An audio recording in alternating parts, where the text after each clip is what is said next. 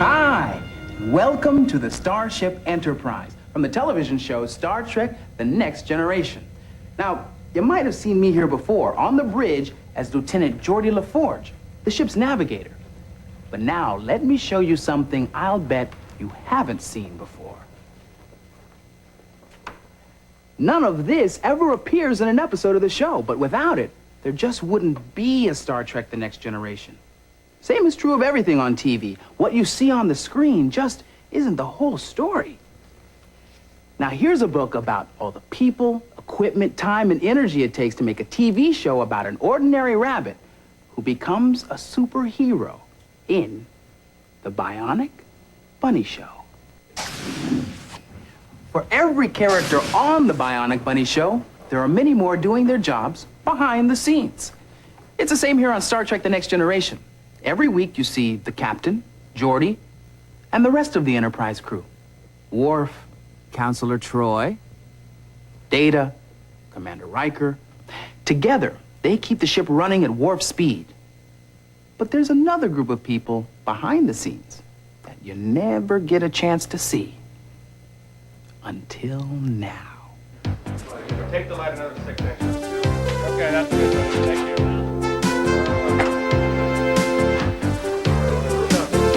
Bring that over.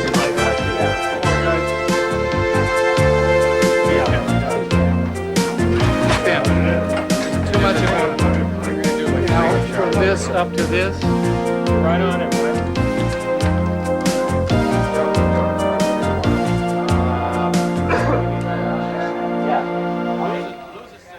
The day begins for us in the makeup trailer, where we're transformed into our characters for the show.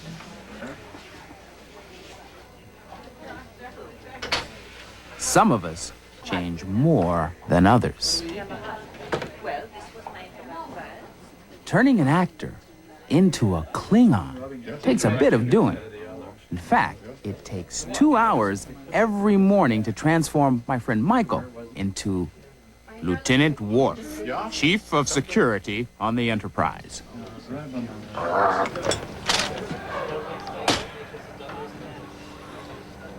Stand aside, I take large steps. When we get to the set, we go over the script with the director. Everyone contributes ideas to make the scene work. Captain, I've determined what is malfunction on the freighter. So you get a sense build of that. Yeah, building it. You're tightening up the action. Started with You take your best shot. All right, let's rehearse.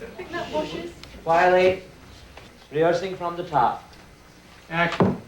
Solar flares are During rehearsal, the director blocks the action for the scene, and we practice it with the dialogue. Here comes Jonathan. What about quarrelsome guests? Waiting for you in the observation lounge, sir. And that takes us to this. A scout ship reported 2 inhabited planets, one of which was on the verge of acquiring space travel.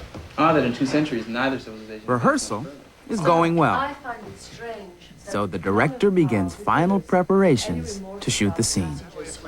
In here, and in anywhere in there, I want to come He directs the cameraman to roll the cameras into position. Sound is put in place, and lighting is adjusted. this one. Lose a single. The actors get ready with a few vital finishing touches.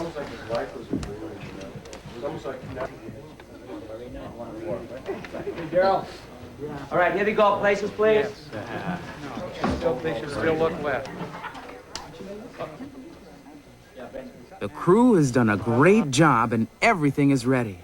Now they look to us, the actors, to bring the scene to life. Focus for the camera is measured. And roll, please. We wait for the director's cue. Background. Action, Levar. Solar flares are increasing in magnitude, Captain. The shields are shaky, but they're holding. Maintain. Door. How are our rather quarrelsome guests? We're waiting for you in the observation lounge, sir. Mr. Data, what can you tell us about the inhabitants of this system? Good. Cut. The scene is shot from many angles.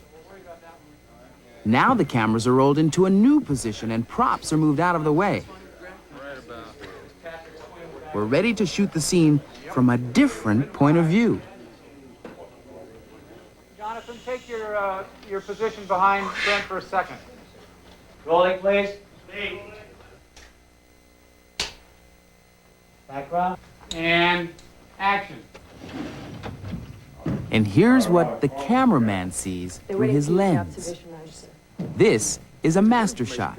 That means the major characters for the scene are in the shot. The only recorded contact with the Delos system was over 200 years ago. A scout ship reported 2 inhabited planets. One of Now which the was on captain's verge of a- close-up. Mr. Data, what can you tell us about the inhabitants of this system? Now Riker's reaction shot. Action. Not very much, sir. The only recorded contact with the Delos system. And Data's close-up. Background. Action. The system was over 200 years ago. And so it goes. Shot after shot after shot. Background. Action.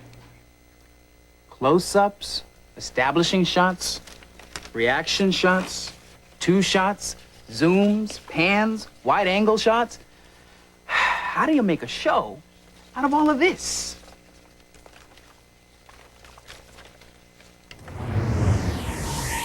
You take it to an electronic editing house. Solar flares increasing in magnitude, Captain. Shields are shaky. We're here at the Post Group in Hollywood, California, where a lot of the post-production work for Star Trek The Next Generation is done. And this is Rob Legato. He's the show's visual effects supervisor. He's here working with a couple of the guys from the post-production team on some of the scenes we shot the other day. Hiya, Rob. How you doing? Good, good. Welcome. Levar, I'd like to introduce you to Fred Ramondi and Rich Thorne. This is Levar Burton. Hiya, Fred. Hiya, Rich. So this looks pretty complicated. What are all these buttons and knobs? Well, actually, everything in the room is a remote control for all the tape machines, which are actually downstairs in the basement, so to speak. Aha. And what your keyboard there then is... This is a computer that lets me roll the tape machine to a specific point to make an edit. Well, let's edit some film. Great. Okay. But we were working on scene 42. So Remember scene 42? The one with the solar flares and the people come on yes. board and That's right, that's right. So what are we doing first? the one we cut to the wide shot now. Okay. Solar flares. Editing film or videotape is like putting together a puzzle, and each shot is a piece of that puzzle. The editor rolls through all of the shots, selects the ones that best tell the story to make a scene. When all of the scenes are put together, we have a show. Solar flares increasing in magnitude, Captain. Shields are shaky, but they're holding. Maintain. How are our rather quarrelsome guests? They're waiting for you in the observation lounge, sir. Data, what information can you give us about the inhabitants of this system? Not very much, sir. But what makes Star Trek unique happens next. Those amazing special effects. Reported 2 inhabited planets.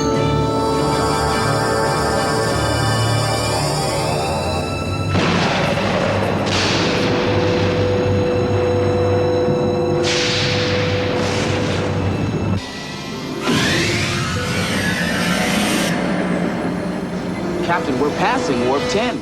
Rob and his team create these effects in some very surprising ways. So, Rob, where does this process of visual effects start? Well, it starts with the script. They write a scenario and they describe what they think it should be, and then I have to take a look at the script and interpret it and decide what I think it should be. Well, in this scene, the writer says, they enter cautiously. In the center is a shiny black box. It pulsates with a glowing light. Well, after I read that, I decided to make it about 100 feet tall. With a glowing light. Well, after I read that, I decided to make it about 100 feet tall. And this is what you came up with? And this is what I came up with. So what we decided to do, since this is in keeping with the rest of the script, everything was octagonally shaped, we decided to make an octagonally shaped model made out of old model parts, pieces from aircraft carriers and tanks and planes and cars. So in creating these things, you can use absolutely anything. You can make this little tiny object, which is about 2 feet tall, look like it's 100 feet tall.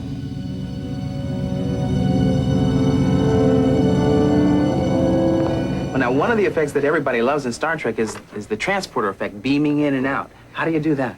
Well, first it starts, again, with the script where they describe there might be a sparkly pattern or whatever, and then you have to figure out how to make that sparkly pattern. And one of the ways of doing it is actually take sparkles, like you buy at a hobby shop, and you need to suspend them somehow. You can suspend them with wind or air or whatever, or the easiest way is to suspend them in water. and simply take regular sparkles and dump them in a water tank. And then stir it up, and then start filming it after you've stirred it up. It looks like...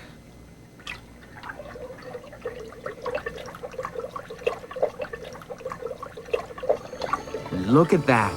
You can actually see those sparkles in the beam-up effect.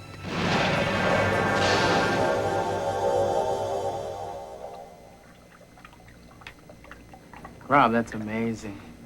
And what's this little guy here? Well, this is a little model we built for a matte painting shot we did. It was a painting of the Enterprise in the space dock. And this was going to be a little scout ship. We didn't have much money, so it was built out of spare parts. There's a disposable razor here. Then we added some lights to it. And we shot those in smoke as well, so you have the little beams that come out of it. And we flew that in front of this painting of the Enterprise, and it made it look like it was realistic. You like what you do, don't you? Sure, I enjoy it. It's fun. It's a challenge. Yeah.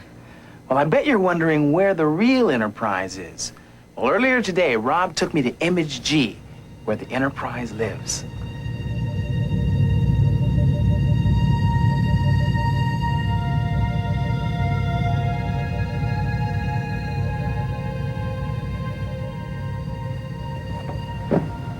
So this is it. This is the Enterprise. Rob, how big is it? 6 feet. Now, I noticed that the ship is upside down. Why is she upside down? It's upside down so that you can shoot across the bottom of the ship for when it comes overhead. So it's actually just easier to shoot it with it Right. upside down, Yeah. and then you flip the camera upside down, and it looks like it's it going looks right side up. So the camera is actually moving around. Yeah, the way we make the ship look like it's moving is actually not move the ship. We leave it stationary so it's all lit correctly. We just move the camera, and when you put it against a star field, it appears that the ship is actually flying when it's really not. It's the camera that's doing all the moving. It's the camera that does all the work. Amazing. Now these guys are ready to put the Enterprise into space. This, I want to see. So, Rob, we've shot the model. Now what? Now we have to take all the pieces that we shot of the model, all the various passes that we call it, and we put it together to make one shot. Aha. What are you going to lay in next? There's the existing planet. Right. And the stars. And then the next thing we'll do is we would put the Enterprise over that. To actually insert the Enterprise into a shot, it's a little more difficult than just kind of placing the ship into the shot. One of the things we need to do is actually cut a hole in the background. So we use a cookie cutter of sorts, something that looks like this. That's just a shape of the Enterprise. A silhouette. A silhouette. So we start out with this, and what we do is we actually cut a hole in the background. Wow. A shape of the Enterprise. Right. Then if we add the actual Enterprise into that hole, it looks like that, and there's the Enterprise on the shot. Now, can you make that image of the Enterprise move in this picture? Sure. Whoa! What'd you think? That was great. That was great. Listen, thanks, guys. I really learned a lot here. Well, you're welcome. I'll see you later, Rob. Bye-bye. Okay. Let's cut to the ship. Good, you got it.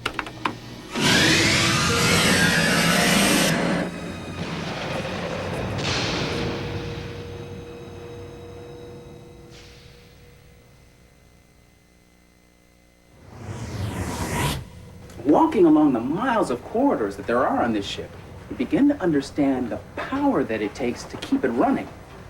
Let me show you something. This is the engine. This is the energy source that powers the Enterprise as she explores unknown worlds. Pretty impressive, huh?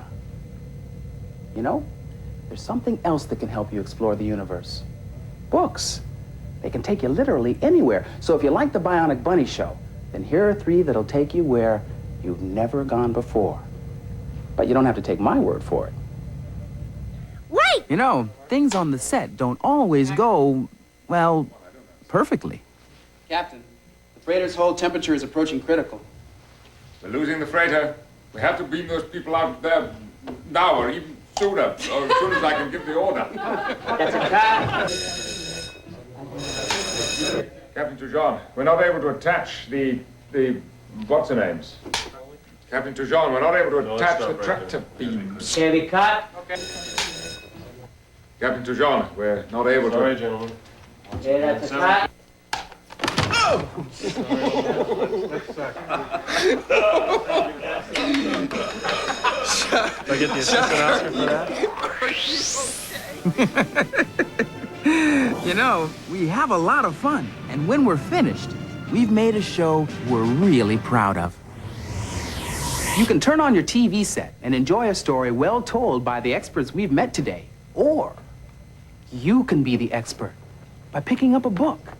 When you read a good book, you're the producer, the director, the actor, even the special effects magician.